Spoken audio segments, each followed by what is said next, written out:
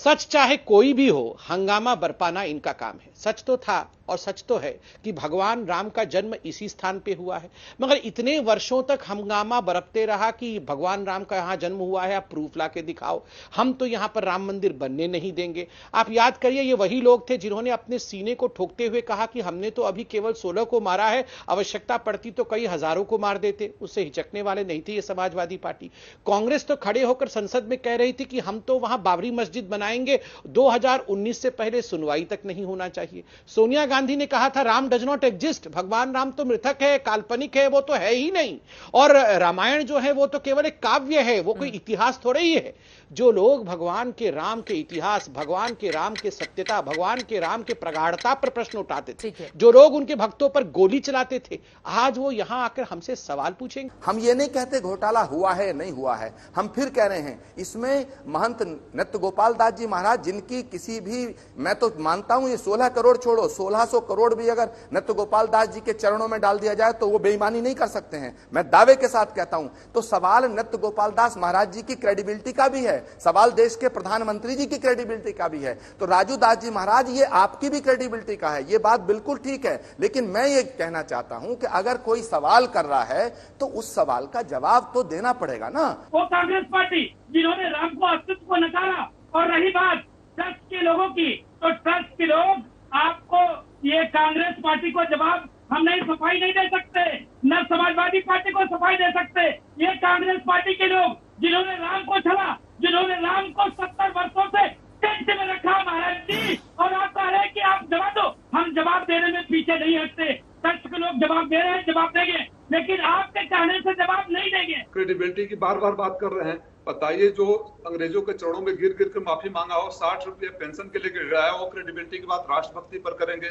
और अगर आरोप लगाने की बात हो रही है, समाजवादी पार्टी है, आम आदमी पार्टी या कांग्रेस पार्टी की बात हो रही है, तो बहुत पहले हिंदू महासभा, वो तो कोई पार्टी नहीं, वो भी हिंदुओं का है, उन्होंने बोला 16 करोड़ नहीं 1400 करोड़ रुपया बहुत पहले टनों सोना खा गए थे। तो ये तो इनका इतिहास है। सबसे बड़ा प्रश्न यहां पर है कि जो 18 मार्च को सौदा हुआ पाठक के बीच में, पाठक परिवार के बीच में और सुल्तान अंसारी और रवि मोहन तिवारी के बीच में, उसका अगर आप पढ़ेंगे प्रपत्र तो सीधे लिखा हुआ है कि 2 करोड़ रुपए का सौदा हुआ और ये 2 करोड़ रुपए आरटीजीएस से ट्रांसफर कर दिए गए। अब अगर 50 लाख रुपए पेशगी दी गई थी तो वो ये कहां है, इसमें क्यों नहीं लिखी है?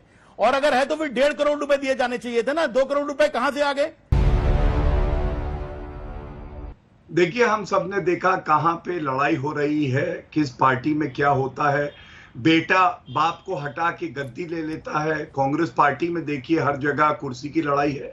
हमारे यहाँ बहुत योग्य नेता हैं, चाहे उत्तर प्रदेश की बात भी कर लें, और बिल्कुल सही बात है, योगी जी के नेतृत्व में हमने 4.5 साल जो विकास किया है उसके दम पे हम चुनाव लड़ेंगे। केशव प्रसाद मौर्य जी ने भी एक अहम भूमिका निभाई है, दिनेश शर्मा जी भी वहां पे उप मुख्यमंत्री हैं, उनकी भी अहम भूमिका है, और बहुत से तमाम नेता हैं। यही तो विपक्ष को चाहिए।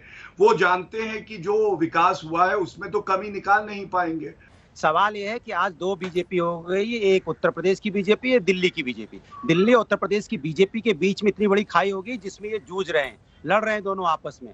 विकास इतना किया इन्होंने कि अभी आप दोबारा पूछ लीजिएगा, विकास कुछ 10 विकास गिनाते हैं तो जो कहोगे मैं हार जाऊंगा। हाँ, इन्होंने विकास किया है, नफरत का विकास किया है, बेरोजगारी का किया है, महंगाई का विकास किया है, यहाँ पे भुखमरी का विकास किया है, रोजमर्रा की लोगों की जिंदगी छीन ली है, यहाँ पे जितनी कोरोना में मौतें हुई हैं वो सब विकास ही है इनका।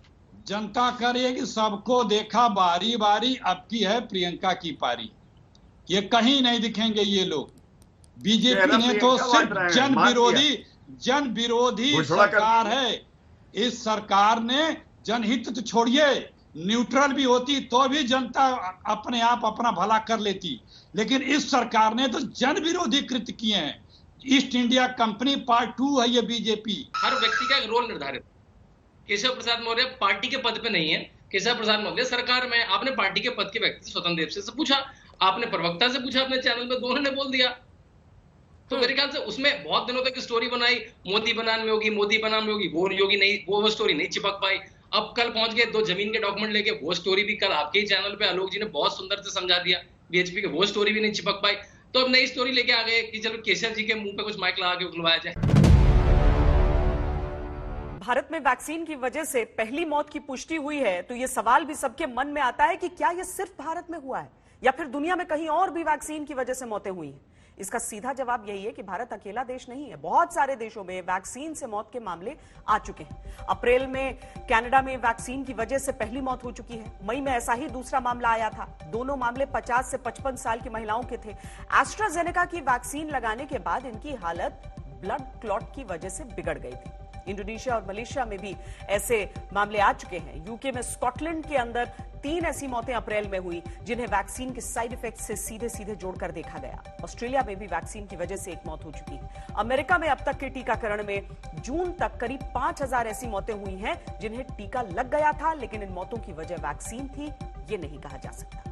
यानी वैक्सीन से मौतें तो हुई हैं, लेकिन ये बहुत रेयर है।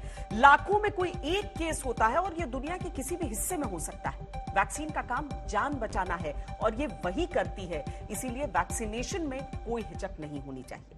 कोरोना से लड़ाई हम सब की जिम्मेदारी है और ये लड़ाई हम तब तक नहीं जीत सकते जब तक सभी लोगों का वैक्सीनेशन नहीं हो जाता। हमें इस बात को भी समझना होगा कि वैक्सीनेशन के बाद अगर कोई मौत होती है या फिर कोई गंभीर तौर पर बीमार पड़ता है या अस्पताल में भर्ती होता है तो इससे तुरंत ये नहीं मान लेना चाहिए कि ये वैक्सीन लगने की वजह से हुआ है। कई रिपोर्ट्स के अनुसार जब से वैक्सीनेशन शुरू हुआ तब से 7 जून तक 488 लोगों की वैक्सीनेशन के बाद मौत हुई, लेकिन सरकार का दावा है कि ऐसी रिपोर्ट्स सही नहीं मानी जा सकती, क्योंकि मौत की वजह वैक्सीन तभी मानी जा सकती है जब इसकी पूरी पड़ताल हो कि क्या वाकई वैक्सीन लगने की वजह से इस तरह के साइड इफेक्ट्स हुए जिसमें किसी व्यक्ति की जान चली जाए।